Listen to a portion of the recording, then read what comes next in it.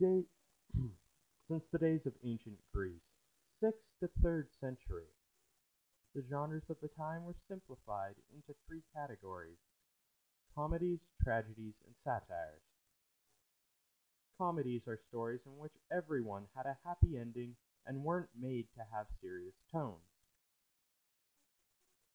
Tragedies are stories in which the protagonist fails to complete his or her goal, and the plays often end in the death of most of the main characters.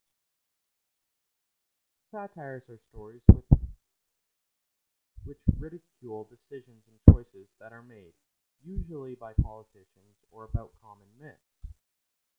The plays presented during Dionysia, the ancient Greek festival in honor of the Greek god of wine, were judged and awards presented to the playwright. Plays were often presented on wide open stages that were surrounded by the spectators. This idea was later adopted by Romans for stadiums to display sports. Many amphitheaters were constructed during these times. One of them was the theater at Epidaurus, a marvel that still contains perfect acoustics, which allows a speaker on center stage to be heard by 14,000 people without the use of a microphone.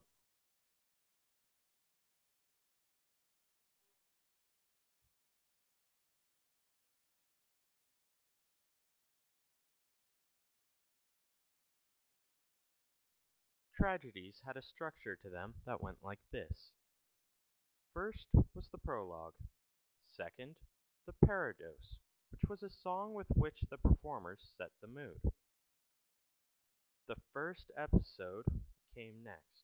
An episode is a scene of dialogue.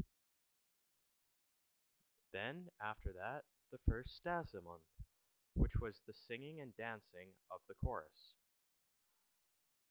Next came the second episode, the second stasimon, the third episode, the third stasimon, the fourth, and then the exodus, which was the final scene that usually included only dialogue, though some were known to contain stasimons as well.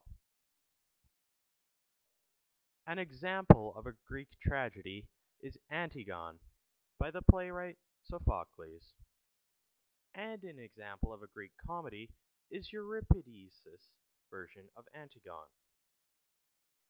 Realism was introduced by Euripides, who, although tended to overuse deus ex machina,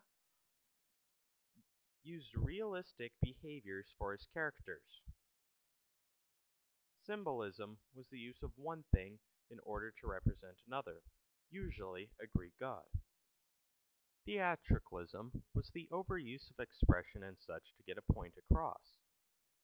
Example being the use of wide arm gestures to indicate small movements and emotion.